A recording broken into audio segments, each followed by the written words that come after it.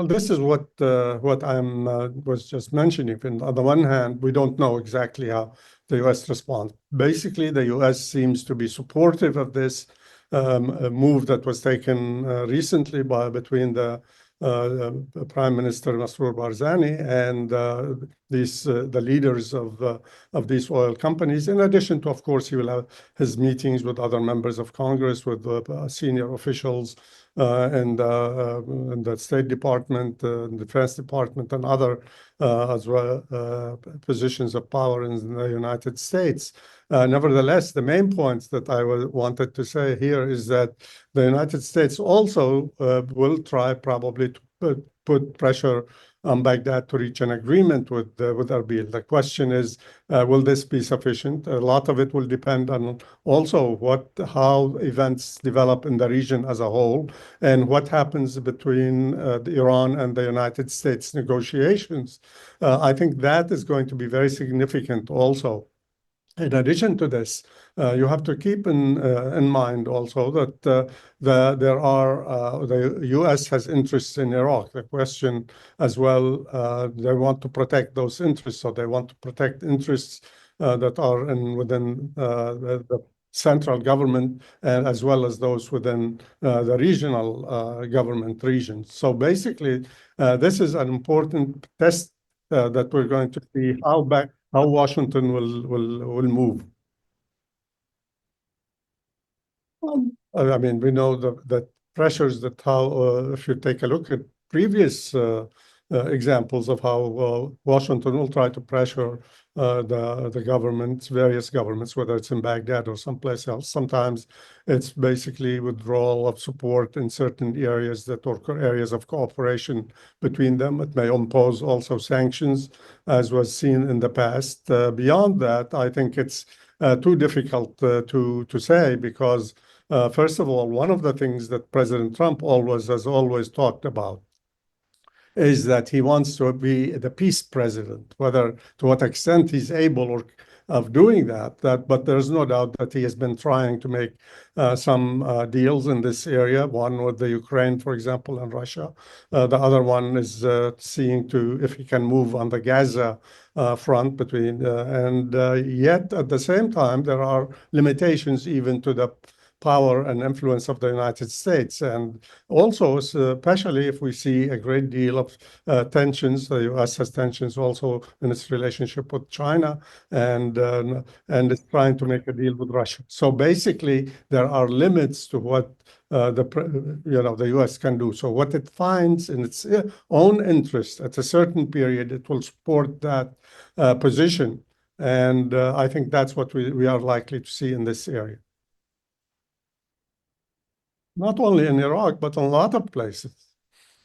And we're seeing this, for example, recently, whereby with the rise of a multi-new world, a new multipolar world that is emerging, and that will likely have a lot of impact on what happens in the world that we are living in today. I mean, there are a lot of conflicts, there are a lot of tensions, there's competition in the areas of technology, in the areas of development and military capabilities. And I think the U.S. wants to maintain its leadership role in the world, and that's why it will continue to play a role in supporting friends and allies whenever and wherever it could do that. At the same time, the U.S. also is beginning to recognize, as Secretary, yeah. I think the fact that there was the signing of this agreement is an indication that the U.S. government supports this agreement. Nevertheless, at the same time, I think that what the U.S. wants to see, they would like to see at least agreements and cooperation between both Baghdad and Erbil, and they would like to see a resolution to this that's acceptable to both sides. And the question is, to what extent will the U.S. use pressure to be able to reach that position? That's where I think the difficulties might be. But I think at the same time, clearly, when this deal was signed, that is an indication, a clear indication that the U.S. government supports this agreement. because if they did not, you probably would not have seen the signing of an agreement. Nevertheless, as I was saying earlier, I think the U.S. would still like to achieve a resolution to this and to try to reach an understanding between Baghdad and Erbil. Well, this is where the constitutional issues come to play also in terms of, and that's constitution that was written by the United States to a large extent after the fall of the previous regime. Is the question is what does the Constitution say? I mean, I'm not a constitutional expert. I don't know enough about this area, but on the one hand, you have Erbil, which is saying that this benefits everyone. It benefits, in fact, it may, in the long term, it will benefit all of Iraq, not just the Kurdish region. At the same time, Baghdad says that cannot be done because the constitution, according to Baghdad, says that Baghdad should be consulted. They are the ones who have the right to sign agreements on oil and gas. And this is where I think the U.S. could play a role in trying to resolve these differences that exist between the two sides. And to a certain extent, because in the past we have seen, if you take a look at what the U.S. has done, sometimes when it finds its own interest to support a certain party, they will do so. And then they will do something else the next day. Well, that's exactly what I was saying earlier, or what I was trying to say. A lot will depend on where how Washington will move. I think they will try to, the fact that they supported the signing of this agreement, because this agreement would not have been signed had there not been support from the government. Nevertheless, I think the administration would also like to see if there is a way to try to bring the two sides, the two positions closer to each other, and to let this agreement go ahead. And because the U.S. is going to argue that this would be in the interest of not only of the Kurdish region as well, as which is what the Kurdish leadership has also been saying, that this will be in the interest of the Kurdish region as well as in all of Iraq, because it will help to modernize the whole oil industry. So in a sense, a lot will depend on how Washington moves from here. But what I was saying, a lot will depend on what's happening, and not only in Iraq, but what's happening in the region as a whole and what's happening internationally, because this is what the U.S. also will be paying attention to as well. I think this is the fact that we are seeing these kind of meetings. This is, first of all, it shows that there has been and there is a close relationship between the U.S. government and the Kurdish regional government, and that this did not start yesterday or the day before, but this shows that there are other areas of whereby we can see a lot of cooperation, whether it's in the areas of infrastructure and investments, development, economic development, whether it's in the area of education. There are all of these, and these are important areas that show that there are close ties and that there is a will or at the same time interest on both sides to continue to see these developments take place, to see that, because and this is one of the points that President Trump always emphasizes, is the idea of that there is a need for economic development, and when you have economic development, economic cooperation, you are able to have more stability and you can avoid wars and conflicts. And this is where I think this is part of this view that the president here has been emphasizing, and reflects the interests of both sides, the regional government and Kurdish government, as well as Washington government, in trying to continue to cooperate in various areas. There's also appreciation in Washington for the position that has been taken by the Kurdish government, and when it comes to, for example, religious freedom and protection of minorities. These are also important issues that are taken into account by many people here in the United States. So these are issues that are also influential and important.